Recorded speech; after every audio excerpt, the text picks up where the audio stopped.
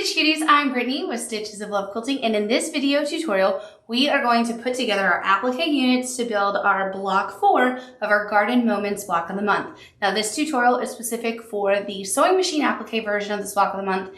If you're using your embroidery machine, you'll want to make sure that you check out the Garden Moments block 4 embroidery machine applique tutorial. So to get started, we have our fabric, we have all of our applique pieces. What I've gone on and done, I'll show you here in my pattern. I've used my reverse applique pieces, and I've taken my pieces and laid them fusible side up, right, because they're reversed, and I've numbered all of them. I do want to remind you that with the flowers, a fun trick to know is that the little rectangle with those 5 flowers cut out in it, you can place that directly over this and number your 5 flowers and put the arrows facing up so that you know which way your flowers face. You can do the same things in terms of numbering your pieces when it comes to the charcoal, the green, the leaves, the bee bodies, the wings, etc.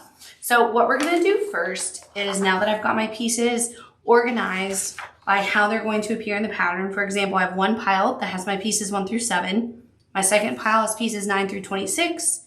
Third pile is 27 through 31. Fourth pile is 32 through 36. And my final pile is 37 through 41. So what we're gonna do or build our applique unit. So we're going to start with the first one, which is pieces 1 through 7. So in front of me, I have my light pad. I'm going to turn it on, and I have my applique glass mat. And then let's take a look at pieces 1 through 7. So we have 1, 2, 3, 4, 5, 6, 7. So we are going to put this on. The applique placement guide goes on top of our glass, on top of our light pad, and then on top of that will be our fusing mat, so we can build our applique units. Now I'm going to peel the fusible off as I go with you. A lot of times in tutorials I'll have it peeled off already, but for this, because I wanted to make sure I use the numbers, I'm peeling it off in the video with you. And then number 2, and we're just going to go across. And then what we'll do is press only where the pieces, or press where the pieces overlap. It's okay if it gets pressed other places, but I'm gonna go across and lay these in place first, and then I'll give it a press. Sometimes I press with every single piece I lay down. It just depends on if I think the pieces are gonna wiggle or not, right? And if you have it not quite in the perfect spot, before you press it down, you can fix that. So you wanna make sure that they line up all the way down on the edges, and that's how you know you're in the right spot. So there we go. Looking super cute. Oh wait, look at that top. I'm off. Let me adjust that a little. You wanna make sure you get it just right, so take your time. There we go. And I'm gonna give these a press. Only takes a few seconds. Now piece 6 is this, oh, I'm sorry, we have to do piece 5. We have to have a door. I almost skipped that. That would have been bad. So number 5 right there. And then piece 6 is this long piece. And then, so let's get that started. And it goes off my placement, or off my fusing mat, but that's fine. I'm only gonna iron it where it overlaps. So this is the only part that matters. And then this goes right in place. Perfect. And again, where we're gonna iron is where this overlaps. There we go. So we have applique unit 1 pressed in place. Now what we're gonna do is our next unit, which is number 2, and that's this whole little floral vine. So it's got quite a few pieces. It's numbers 9 through 26. So it's all of your flowers and the leaves. Can't seem to get that. Get my hand in the right position. There we go. So let's pull that aside and we'll set it off to the side. So now I'm just gonna pull this up. And so what we're working on are pieces 9. Let me pull this over so you can see. So we have 9, 10, 11. Then we're actually going to jump a little bit and do 12, 13, 14, 15, 16. And then we'll build the flowers. 17, 18, 19, 20, 21, 22, 23, 24, 25, 26. and that all becomes one connected unit. It's a lot easier to put that down as one unit on top of our little Bee Skep than to try and put it on our fabric as individual pieces. So again, building applique units makes your life easy. So I have my cute little pile of flowers. I'm gonna move it right here. And we're just gonna start with the first number. It's kind of like applique by numbers, if you will. Don't have to think about a thing. You just have to number them, put them in place, and iron it. I love it. So now number 10 is our flower right here. There we go. And 11.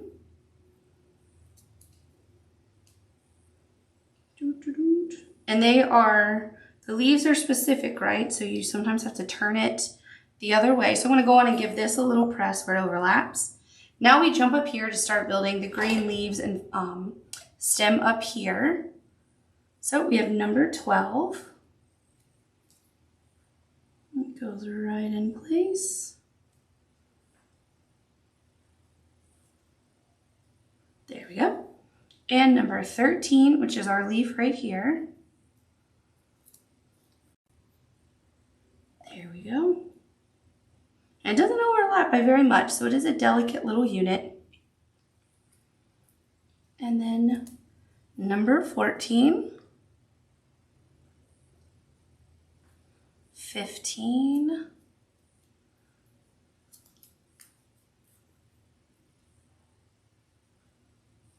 and oh, let me get that a little bit better in place. There we go. And number 16.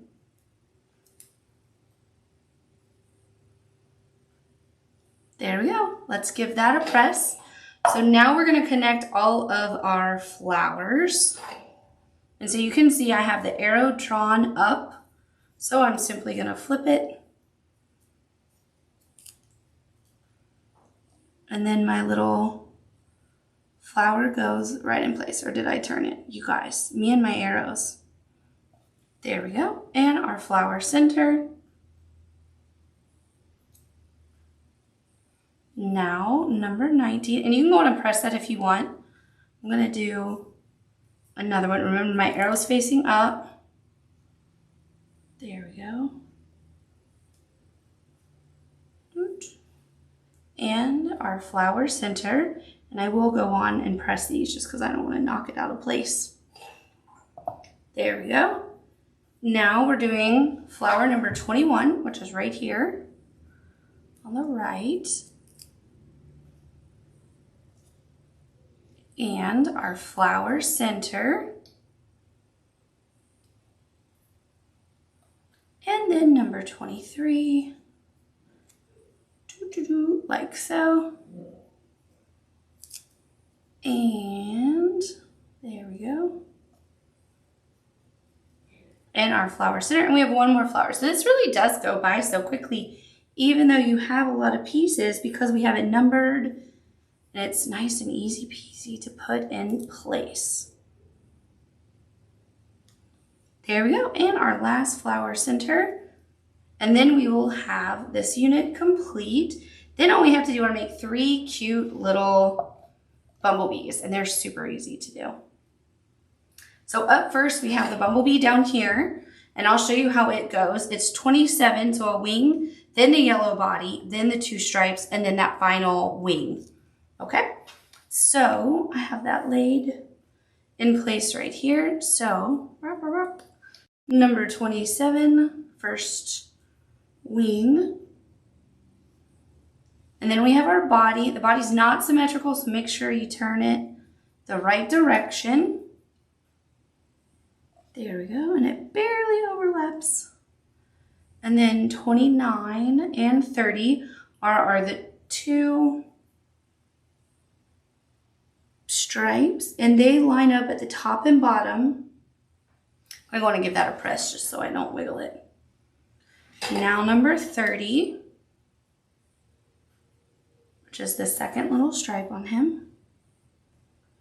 There we go. I'll give him a press too. See, sometimes I like press every single piece down, and sometimes I feel like it's staying in place and I press a whole section together at one time. It really is just personal preference. I wouldn't say either way is any more valid. It's just what works for you. Alrighty. So now we have 2 more bees to build. Before we do that, I'm gonna go on and clear some space on my mat. So I'm gonna gently remove my unit here. And then, look at this cute little bee, y'all. Oh my goodness. He's so cute. All right. And now I'm gonna pull my placement guide down. So we have these 2 bees that we're gonna build. And they're just like the other in terms of there's one wing that goes down first, then the yellow, the 2 stripes, and then the final wing. So we're building this one over here on the left, 32 through 36. So here's my pile of pieces in order. And start with number 32. So we have a wing and a body. Again, not a symmetrical body, so make sure you have him turned correctly.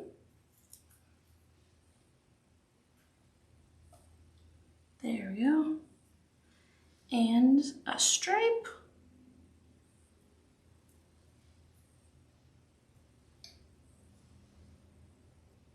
There we go.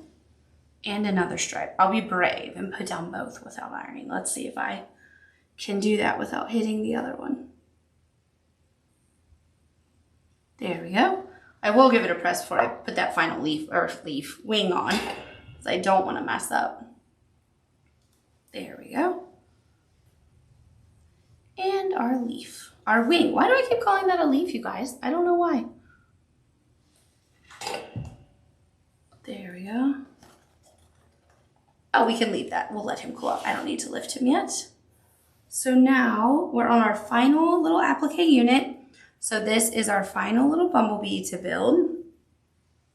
So we're gonna put our leaf on. You guys, I did it again. Just forgive me, or they're now called leaves. Bumblebees have leaves for wings. I have no idea why I keep saying that. What was I saying earlier? I've been filming a bunch of tutorials. I was saying something else earlier, and I'm like, what am I even talking about? I don't know. That's what happens. So just so you know, when you're filming a tutorial, I try to feel like I'm talking to you all, but sometimes in the room, I feel like I'm just talking to myself. So it's kind of funny, especially if I film several tutorials back to back. I'm like, oh my gosh, am I just like in this room talking to myself? It's kind of funny. It's so much fun to film these though, because I get to make everything. Because you know, my mom, Julie, is the one that designs it. So she makes everything and then she has help sewing it, but I don't get to be involved in any of the fun part of sewing it up front. So when I get to do the tutorials for the embroidery machine and then for the sewing machine applique, I have so much fun because I really get to make it, you know? Super excited about that. I really can't wait to have this one. I think I'm gonna put this in my dressing room upstairs, this quilt, when it's done. I love it. Okay, so now we have this little bee. He wants to fly away. And our third bee. And so now that we have everything built, easy peasy, we're just gonna put it together. So set that aside. Oh my gosh, the bumblebees are just so stinking cute. So now we're gonna build our units on this. But first I need to press my fabric. I didn't do that ahead of time, like the pattern says. Shame on me. So I normally would starch this and give it a really nice press, but for the sake of the tutorial, we're gonna have a little bit of wrinkle. But I do recommend doing like the pattern says, and I like to do a little bit of starch on it, and I iron it the same way throughout the entire block of the month so that my pieces are like equally starchy, if you will. So now what we're gonna do is take our placement guide and place it under our fabric. And this is a really long one, right? But just make sure you have more than enough fabric. Look, you have like at least an inch or so overhang on the left and right, and then you have inches upon inches. If you want, what I think is smart is to take this down where you only have like about an inch or so hanging over to the top. And then what's gonna happen is after you trim this, you'll have this big chunk of fabric for your stashes. You never know with applique when, if you're not doing like a kit with us that's already cut out, when you might wanna like use this in something or save scraps and make cute pin cushions and things like that. So I wanna make sure that I get the most space out of my glass mat and my light pad. So I'm turning it sideways so that it fits, right? And that's fine. You can use this sideways. I do it a lot with the embroidery machine, actually. I build most things sideways because it fits on top of my Steady Betty so nicely. So what we're going to do is put down unit 1, which is this cutie pie, our little beehive house. And so we're going to get that in place all the way down. Perfect. And we're just going to give this a light pressing. And again, when I'm done building all these or putting all these units onto the fabric, I'm then going to give it a good final press on my Steady Betty. Now we're going to put down our second applique unit, which are these beautiful flowers. And before you press this, you want to make sure you have it nice and in place. And then it curves up over here. Let's see, everything looks good. So I'll just start down here and then work my way up. Oh my gosh, that was so easy, right? I love it. And then we just have our 3 bumblebees to put in place. So we have 1 right here, and then we have 2 up here, and then we'll put our grass, piece number 8, across the bottom, and then we'll talk about how we're going to finish this off. So if you're doing the quilt as you go method, you're going to want to trace our recommended quilting lines onto your background fabric, and you're going to fuse fusible batting to the back of your project before you stitch it. If you're doing it the traditional way and you're going to put your whole quilt top together and then quilt it at the end, you want to now put your stabilizer underneath and you're going to be ready to stitch. But before we do either one of those, we do want to trace our accent lines. Now in the pattern, we recommend that you trace the accent lines on your actual pieces before you build your units. And that is a really nice, easy way to do it. On the last tutorial and on this tutorial, I'm doing it after I have it put into place. Either way is fine. It's up to you which way works. So I'm going to take my Sewing chalk pencil and do my accent lines, and I'm gonna just kind of freehand mine at this moment. A lot of times I'll do exactly what the pattern says, but this is kind of fun to do it. It's just a little curved line, right? You can do it however you want. Now, the other lines that we want to draw, I'm going to use my Pigma pen for, because we have little eyeballs on each bumblebee. There we go. Super cute. And now, if you want to give your accent lines for where your flight path is for your bees, I do that in my Pigma pen as well. If you want to use your Sewing chalk pencil at this step, 100% do it. Or whatever other type of like fabric safe writing utensil you have. You can't use your friction pen really because you're going to iron. Like we've already ironed everything. So maybe you're not going to iron again. But I believe that I don't want to accidentally iron and then lose those lines. I love the friction pins, but just not at this particular junction, if you will. So I'm just tracing, and you can freehand these too. I mean, they don't have to be the perfect length, right? So we have 2 flight paths. We're going to finish our 3rd flight path over here. There we go. I like it. Can you just picture bees flying around like this? This weekend, my husband and I went out to lunch. We were sitting outside. We're in Florida, so we can still sit outside pretty much year round. And there were bumblebees kind of flying around.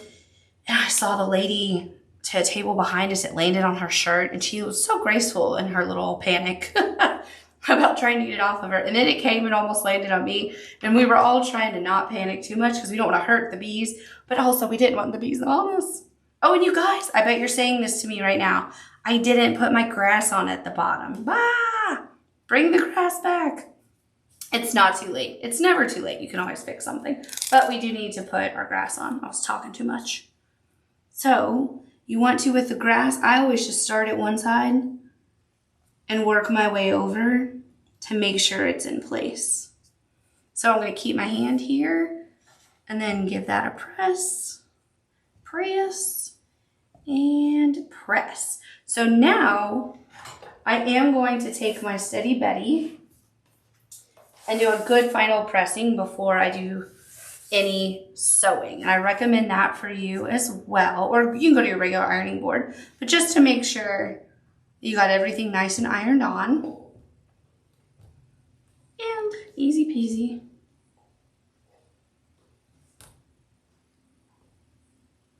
There we go. Super, super cute. Does not good. I'll just use my Steady Betty to hold it. So we have from top to bottom, this is our super cute Bee Skep or Bee Skep. Who knows? Say it how you like. Okay, let's talk about the stitching on this. So we're gonna stitch everything pretty much in the exact same size stitch, except for on your little bumblebees, on the wings and the stripes, if you want to take that down, and especially on the yellow, the bite in on your buttonhole stitch, you can take that in because you don't want to have your stitching go so far where it's overlapping, right? You don't want to just overwhelm the applique piece with your stitching. If you want to do a different kind of stitch, you could do a straight stitch on your little bee. For example, on the embroidery machine, I have the center just do a straight stitch because there's no way to easily fit like little buttonhole stitches right here, but I wanted that to be secure. So I just do one yellow line right there. And really on the back of them, you could do just one little yellow line, just basically straight stitch him if you want. However, this is block 4, so however you stitch your little bumblebees and the blocks leading up to this, I would make a match. So just give a little look at how you stitched in block 1 and so on, and stitch the same size. And then the same with your flowers. Go on and do that the same size, and the leaves, exactly how you've been doing it on your blocks. So the color order that we're gonna go in is listed for you. So let's just review. You're gonna do your medium tawny tan. That's gonna be all of the top of your little beehive house, and of course the little bottom right here and the stand. Then you have black. That's gonna be on all of your charcoal pieces, so the bumblebee wings, the little door, and then don't forget the little eyeballs. And of course, your flight paths. Now your flight paths you can do by hand, or you can use your sewing machine, or if you have a fun decorative stitch, that's up to you. Then we'll move on to the avocado, which are the leaves and stems, and then the accent lines on that. And of course, your grass down here. Then you have the same pinks that you did for the previous flowers. You do the outside of the flowers first, and that lighter pink. Then you have the darker pink for the flower centers. Finally, you go to the Huron blue for the wings on your bees, the butterfly gold for the bumblebees themselves, and then white is for if you're doing that quilt as you go method. So that's it for this tutorial. Have fun sewing. I think that's just so cute. I really love this quilt. It's so much fun. So next up, you will be getting in the mail block 5, which if I remember right, is the watering can. Don't hold me to it. It's on the website. But that's a really fun one. Ooh, that's a really simple one to stitch too compared to all these flowers. So I hope that you enjoyed this tutorial. If you have any questions at all throughout your Garden Moments block of the month, don't hesitate to reach out, and happy stitching.